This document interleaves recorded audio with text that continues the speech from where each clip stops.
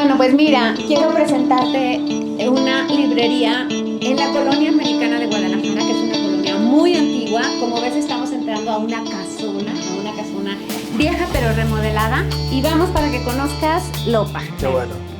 Aquí, como ves, bueno, los escritores siempre necesitamos una libretita, ¿no? Es lo primero que aparece. Sí, entonces lo primero que aparece, eso me gusta mucho porque lo primero que aparece son libretas. Qué bueno. Y de repente yo quiero llevarlas todas. Cuando a mí me regala alguien una libreta, les digo que me regalan lo que voy a escribir ahí. Qué bueno. ¿Tú también eres de libretas? De muchas libretas, yo siempre tengo libretas. Sí, ahí, porque si ahí, no ahí se voy va, apuntando todo. se va, ¿no? Claro, se van las ideas. Se va, uno cree que se va a acordar y no. Claro, claro. Edgar y me gusta el Borges, pulp. Edgar Borges, autor de Figuras. Estamos muy contentos de tenerlo en México, estamos muy contentos. Y pues está aquí en la librería Lopa. Vamos a la librería, vamos a ver qué libros tiene.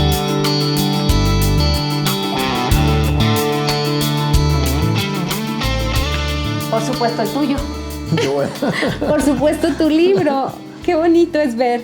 Qué bonito se siente, ¿no? Sí, quedó muy bien editado además. Sí, pero... es un lujo. No, y esto de descubrir cada edición de un libro es algo maravilloso. Sí, como diferentes rostros. Sí, diferentes rostros del mismo libro. La propia interpretación que los editores y las personas que participaron, diseñador, todo le dieron a ese libro. Yo creo que eso es único. Sí, cada edición es única.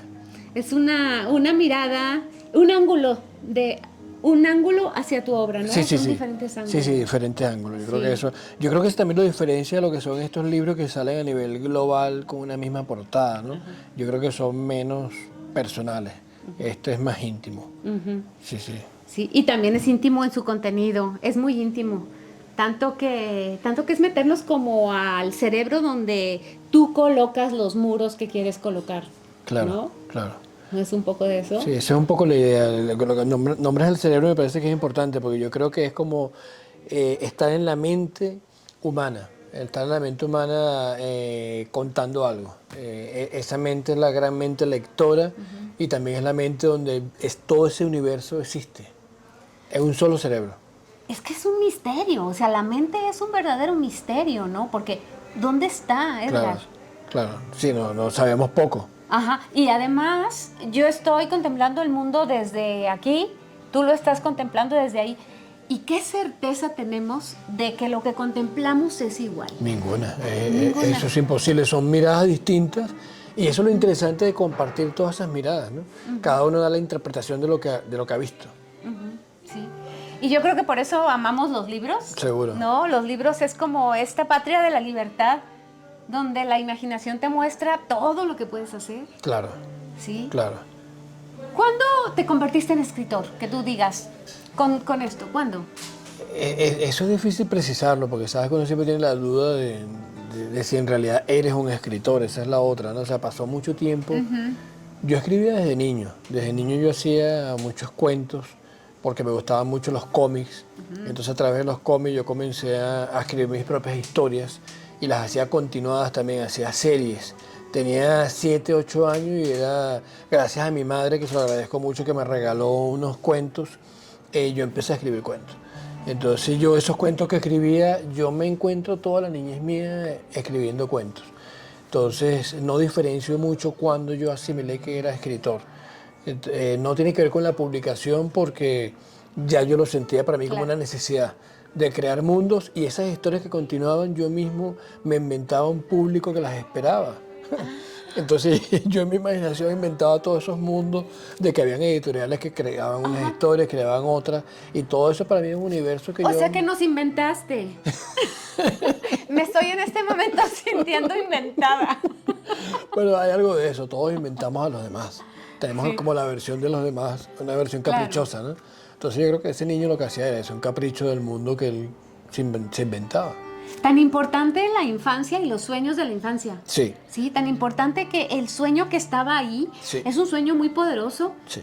Como no olvidarlo, ¿no? Sí, por eso yo digo que los niños es lo que más hay que defender en esta vida.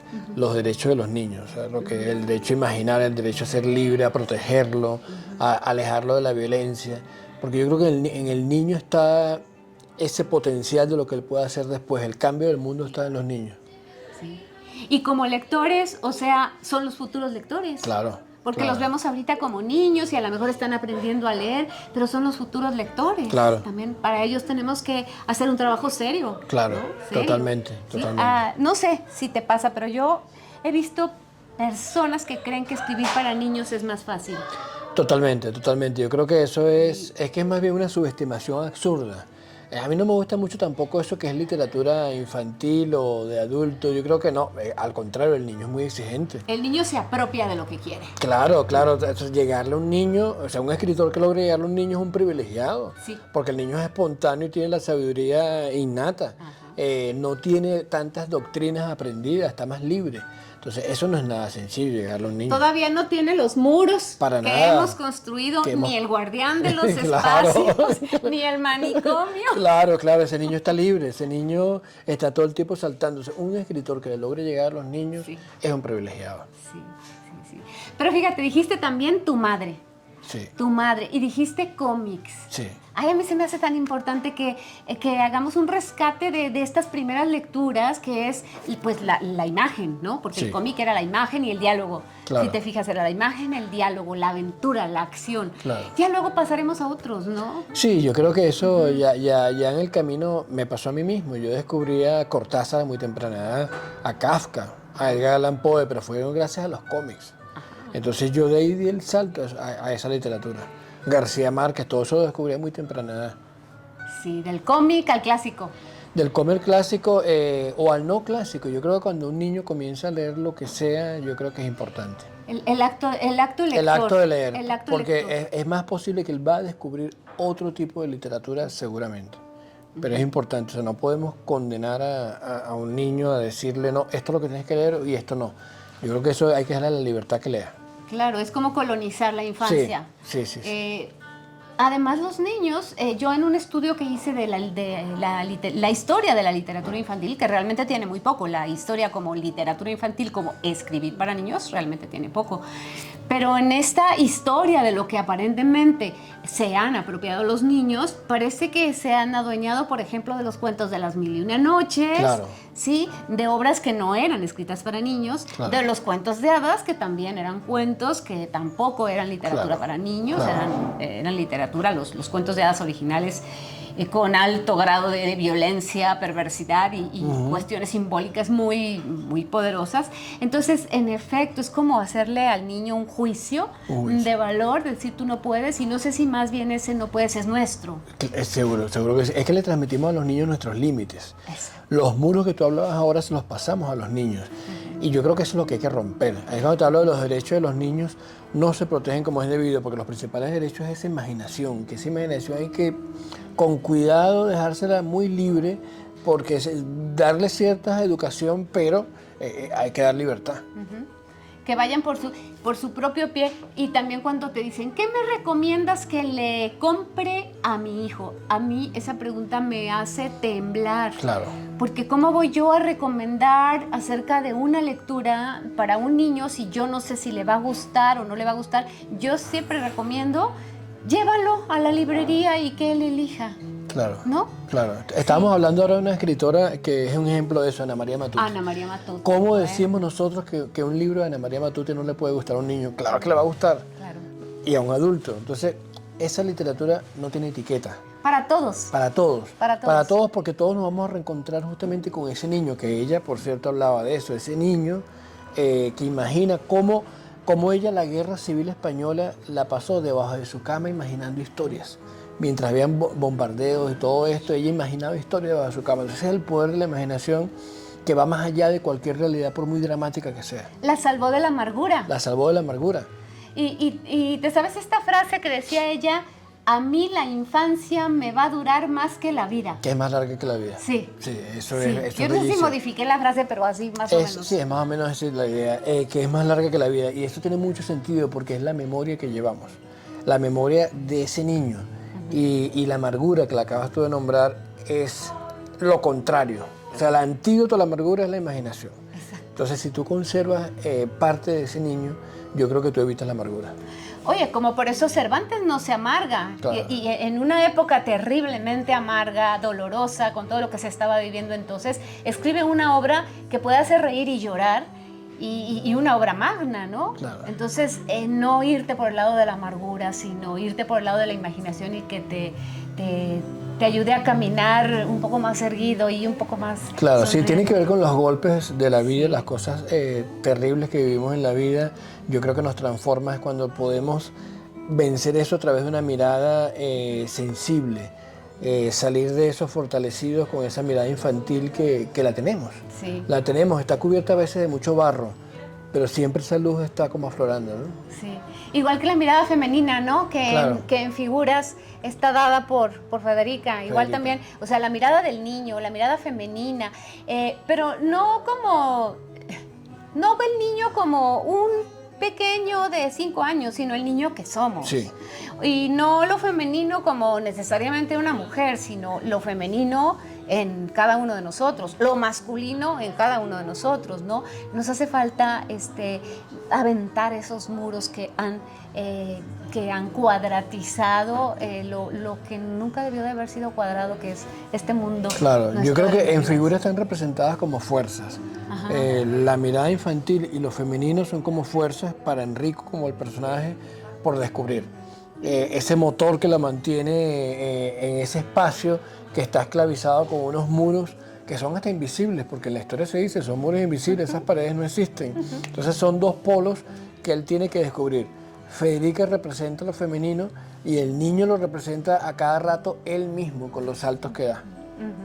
Sí, y también con algunos dolorcillos, ¿no? Sí. También por ahí al final alcanzamos a ver también esa infancia que tuvo ahí, Sí. algunos padecimientos severos y que se quedan y que hay que... Sí, sí, exacto, porque la infancia evidentemente puede ser traumática. Depende, lo es para muchísimos niños. Hay niveles de drama, desde los dramas personales hasta los dramas de las guerras que lo padecen los niños. Y que ahorita... Actualmente estamos viendo toda la cantidad de niños palestinos que van asesinados lamentablemente. Entonces, yo a veces me quedo perplejo de cómo la humanidad tolera el asesinato de niños. Yo creo que eso es algo terrible que de verdad que esa parte sí me da vergüenza de la sociedad actual. Sí, que cómo podemos llamarnos seres humanos si estamos permitiendo todo No podemos. O sea, son extremos. Cuando vemos a un niño en la calle que está abandonado, hasta estos niños asesinados, eso a estas alturas no nos puede servir como humanidad. Es que es el asesinato de la inocencia, ¿no? Totalmente. ¿Te acuerdas en Rayuela el capítulo de la muerte del niño? Sí. Yo ese capítulo, yo enseñé durante mucho tiempo Rayuela, pero yo no podía leer ese capítulo. O sea, yo les decía, ¿saben qué? Este capítulo yo me lo voy a saltar porque sé lo que pasa, no lo quiero leer. Un día me animé, ya después de varios cursos que tenía que afrontar ese capítulo. Creo que de eso habla, ¿no? O sea, porque era este niño en un mundo de descuidos, ¿no? Uh-huh. Y es lo que está pasando, el mundo de descuidos, Claro. de los adultos, de los seres humanos, que a veces egoístamente estamos buscando primero satisfacciones personales. Totalmente. Que la responsabilidad de esos seres que vienen acá y que... Claro, le dejamos muchas cargas a los niños. Sí. Y ese niño que tiene esa carga no puede saltar, no puede imaginar, no puede volar. Lo que tú decías al comienzo, hablando de figuras ahora, tiene que ver con eso, esos traumas que vivió Enrico en la infancia, son traumas que le vienen representando el peso. Y cuando él no puede volar es por eso, esa es la carga que él trae, que él arrastra. Y Federica le dice justamente, hay que liberarse. Hay que volar. Hay que volar porque el vuelo es la manera para poder liberar todo eso que arrastramos, esas cicatrices que arrastramos. Claro. No obstante, salta. Salta. Y además salta de manera rebelde. Sí. Entonces, de alguna manera sí fue herido, sí necesita aprender a volar, pero tuvo ese otro recurso, que Claro. es precisamente la imaginación, ¿no? Claro. Y decir, bueno, esto sí puedo hacer, puedo saltar. Claro. Y además, sin hacer caso al guardián de los espacios. Ese guardián de los espacios, ¿qué va? Oye, no hemos hablado del guardián de los espacios y creo que también es un personaje muy interesante porque envidia un poco a Enrico. Sí, el guardián de los espacios es un personaje que surge en mi libro anterior, Ser Gato. Y aquí se profundiza más en el personaje. Es alguien justamente que él admira los pasos de Enrico, pero al mismo tiempo le da rabia esa admiración tiene que cumplir con las normas. Y su norma es proteger las leyes que ahí no se puede saltar ni correr, solamente caminar por unas casillas muy específicas. Y entonces este guardián vive esa dicotomía de lo que él quiso ser, esos saltos maravillosos que ve y la ley que él tiene que cumplir. ¿Cuánta gente así? Es que me estás hablando de mucha gente. Claro. Sí, me estás hablando de mucha gente que está envidiando el salto de los demás porque tiene que guardar sus estructuras. Sí, porque es el debate que se vive entre las normas que te dan para que tú las cumplas, ¿me entiendes? O lo que tú quieres ir más allá y dar un salto. Y otra cosa, él va cambiando, cambia de formas muy abruptas. O sea, está siempre como luchando consigo mismo, ¿no? Hay una lucha porque de repente sí está furioso, pero de repente parece que no. O sea, hay una suerte de saltos también en el guardián de los espacios. Claro. Saltos dentro del mismo que podemos reconocer. Y bueno, lo podemos reconocer nosotros, como a veces estamos así, en este enfado porque no estamos pudiendo hacer lo que desearíamos hacer por ser fieles a todos. Claro, es cuando te muerde la bestia, creo que le pasa al guardián de los espacios, te muerde la bestia, tienes dos opciones, o te envenenas o te sanas. Entonces él tiene esa contradicción y esa es su pelea. O sea, o me convierto en bestia yo también, o me sano y soy como Enrico. Y los del manicomio y el juego, es que hay tantas cosas, es que tiene tantas cosas de las que podríamos hablar horas. Pero bueno, pues